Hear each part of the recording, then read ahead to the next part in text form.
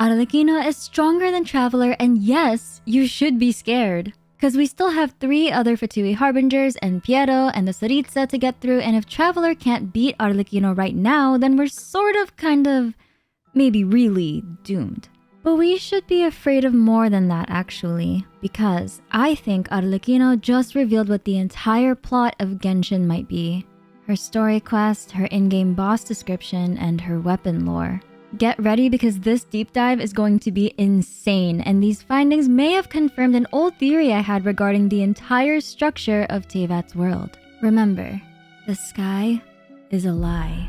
I'm your Leafy Lore streamer Minsleif, and I read the Genshin Impact lore so that you don't have to. Since we're gonna touch upon it briefly during theory time, here's a very fast summary on what we learned about Arlecchino and the House of the Hearth in Act 1 of her story quest. There's a ghost named Clervy who's been sighted occasionally by members of the House of the Hearth. If you've seen the Arlecchino animation, you'll recognize her as Arlecchino's childhood friend. Clervy had apparently been convincing some House of the Hearth members to escape the house's darkness. This ruckus causes some members to want to leave the orphanage, which draws extreme concern amongst the Linny siblings since leaving the House of the Hearth could result in execution. This is due to the confidential Fatui information being shared among the members. It's too risky to let any of that information leak out. So Arlecchino executes anyone who dares to try leaving the House of the Hearth. But this execution isn't as bad as it sounds. Arlecchino's flames have a unique property. Once ingested, her flames will cause a searing pain that'll burn away a person's memories. Their old self will die and they can live their lives as a completely new person, knowing nothing about their past in the House of the Hearth or any information from it. It's somewhat of a merciful approach Arlecchino has towards the more flaky members of the orphanage. When Clervy was alive, things were different, however, and the children of the orphanage experienced a fate worse than execution.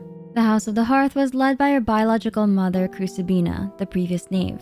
During Crucibina's reign, children were encouraged to duel to the death to become the next king of the House of the Hearth, or risk being sent to Dottore for his nefarious experiments. The only way to prevent the children from dying would be to kill Crucibina, become the new king, and change the rules of the house. Clervy was against this course of action due to her kind-hearted nature, but she later dies at the hands of Arlecchino, a death she accepts because she views it as her only way of obtaining freedom from all this cruelty. A year later, in the same arena Clervy was killed in, Arlecchino kills Crucibina and takes her spot as a new knave, the 4th Fatui Harbinger. But wait a minute, if Clervy died years ago as a 16-year-old, then how was her ghost brought back? Apparently, on top of having memory-erasing properties, Arlecchino's flame leaves behind shadows of anything they consume. There's a slim chance that those shadows can form a sentient entity, and this seems to be what happened to this manifestation of Clervy. The way to release Clervy's shadow is to fulfill her posthumous wish of being free from the House of the Hearth. So wait, Arlecchino's fire is able to erase people's memories and recall the shadows of those she'd slain? Arlecchino's powers are indeed interesting. She has a vision, a delusion, and according to her vision story, the ancient Bale Moon blood fire burns within her, the noble blood serving as both curse and blessing. She likens her power to a curse, and the curse seems to spread when she experiences sorrow or anger, 2 emotions she advises not to succumb to. Anger makes you impulsive, sorrow causes you to waver. Neuvillette also states that he is very empathetic when it comes to people's emotions, and Arlecchino seems to lack any emotion at all. She's also able to trap the bird that Linny had given Traveler, and it's way too reminiscent of the Unknown God's abilities in Genshin's opening cutscene. Yes, Arlecchino is powerful, but what if the boss fight we experience isn't even her final form yet? Arlecchino's character story 4 is her musings about her own power or curse. If she ever so slightly loses control of her power, it could spread. If this dark shadow were to creep up her shoulder and snake from shoulder to heart, she would likely undergo some sort of change. Please, please, I'm hoping we get some kind of eldritch nightmare form of Arlecchino sometime in the future, because it would be so cool. Before we go descend into Descender territory, there could also be another possible explanation for Arlecchino's powers and even her possible identity. Her current outfit, Moonglare, states that with this moonlight as her witness, she shall drink deep of life's chalice until her jagged fate comes to an end. Her boss description also states that the ancient Bale Moon blood flows within her fate, granting her all that the dynasty once had: yearning, power, and curses alike. Her signature weapon is also called the Crimson Moon Semblance, a semblance being the outward appearance or apparent form of something, especially when the reality is different. All of this information seems to allude to the fact that Arlecchino might also possibly be a reborn Crimson Moon, one of the 3 moon goddesses or moon sisters that ruled over Teyvat's night sky thousands and thousands of years ago. In fact, her weapon lore also states that the Conrian people of the Crimson Moon dynasty used to pray for the long-dead Crimson Moon to bring them salvation. They maybe wanted to revive her? And this resurrection of a moon goddess is a fate Arlecchino has accepted? This is all very interesting since I also believe the moon goddesses came from outside of Teyvat. I have a recently uploaded video that theorizes on the identities of the 3 moon sisters, including the possible identity of the Crimson or Abyssal Moon. But the details of it are a bit much to explain in this video as well. If you don't have time to watch that video, and that's okay, then the takeaway is that Arlecchino could also be a reborn moon goddess, if not just a descender or outlander. Version 4.6 is titled 2 Worlds of Flame, the Crimson Night Fades. 2 Worlds of Flame. 2 worlds. Now some of you are probably like, okay Minsleif, where are you going with this? And probably a decent amount of you won't be surprised at all when I say Per and Harry. But wait, let me cook. The information in 4.6 actually had me revisiting an old theory of mine, and it's one that I've been stewing on before Per and Harry's release that I haven't yet included in previous videos. Speaking of Per and hoo-ha, you know what's really funny though? When you unlock Arlecchino's character story 5, you get this interesting dialogue between her and Piero, the director of the Harbingers. When she asks him, "What do my constant dreams of a crimson moon and my powers mean?" Piero literally tells her to read Per and Harry and tells her that the key details are accurate. Bro. This might be the 3rd time I'm mentioning it, but Per and Harry was a random book that dropped in version 4.5 and basically stated that Conria had an orphanage for descenders and outlanders. They were wishing for 4 stars and 5 stars like no one's business. The real gotcha was the Conrians looking for descenders apparently. Per and Harry is a story about one such outlander who traversed the fire of 2 worlds and was reborn. The story of Per and Harry describes the Crimson Moon dynasty of Conria, where looking for descenders seemed to be one of their main objectives. Arlecchino is going to have a really hard time escaping those reborn descender or outlander allegations now. Dainsleif's collected miscellany on her even describes her as someone who may have succeeded in defying fate. It's something her boss description also seems to corroborate. But why is 2 worlds so important? I'm going to turn your attention to the Spiral Abyss. This thought has been bothering me for a really long time, and now I'm gonna let it bother you too. We're both gonna suffer. I love you. The in-game text describes the Spiral Abyss as a massive underground city constructed by an ancient civilization long gone. Its structure is divided into the Abyss Corridor, which connects worlds, and the Abyssal Moon Spire, which leads to the unknown. Did you catch it? The Abyss Corridor, which connects worlds. In the story of Per and Harry, what was Per and Harry forced to climb into in order to traverse 2 worlds and be reborn?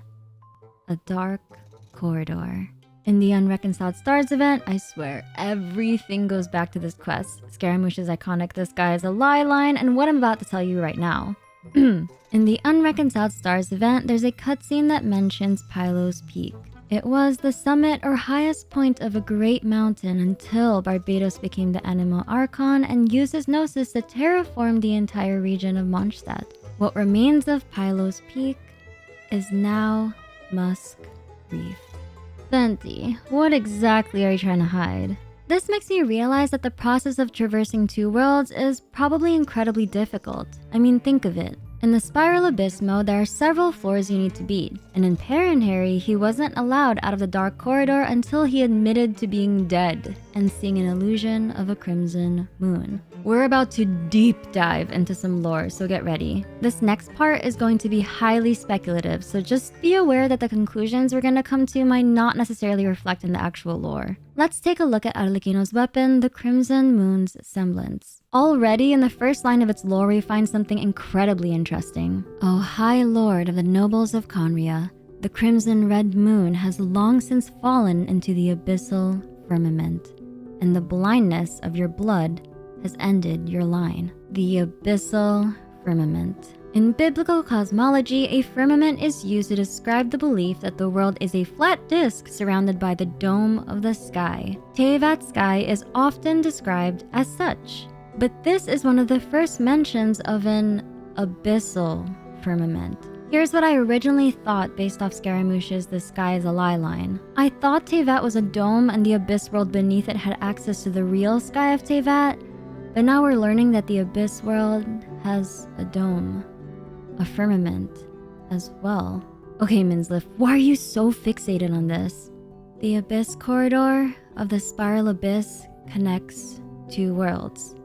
Teyvat has a firmament, one half of a sphere, and the abyss also has a firmament, the other half of a sphere.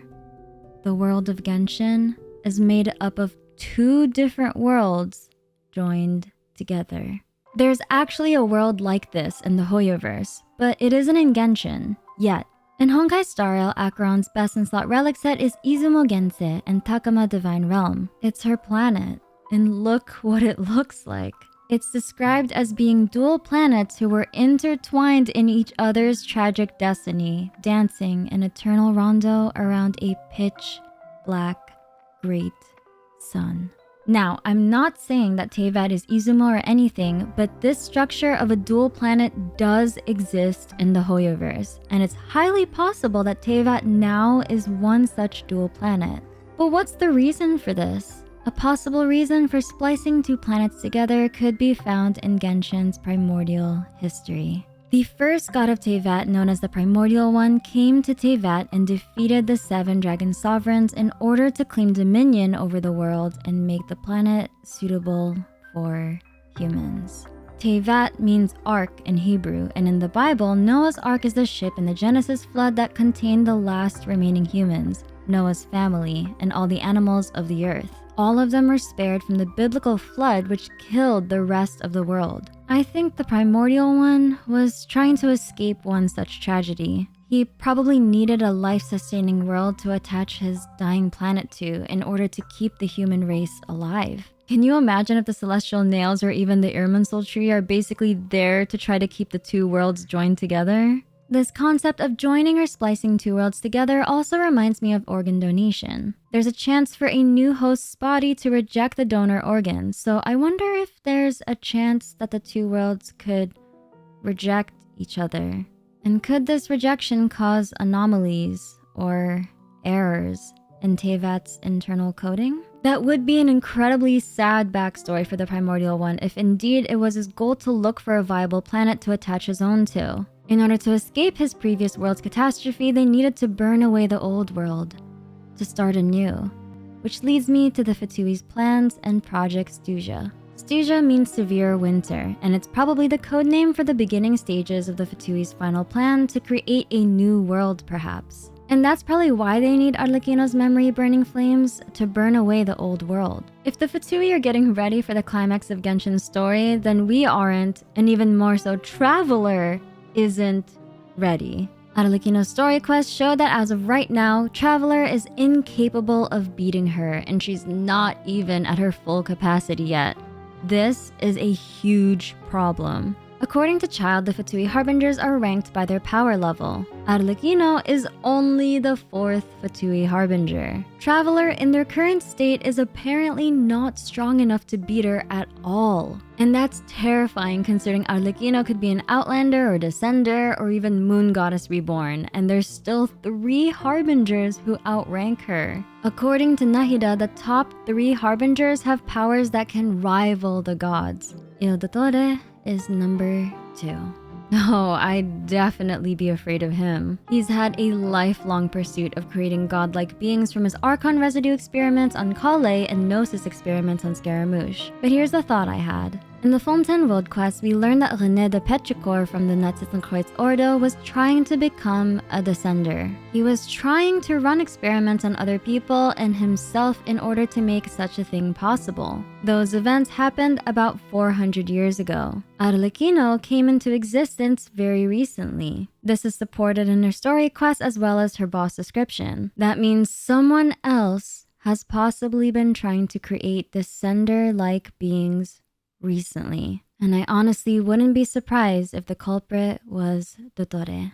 Dottore's lore and what I think he plans to do with the Irminsul tree is something that definitely deserves to be covered in a future video.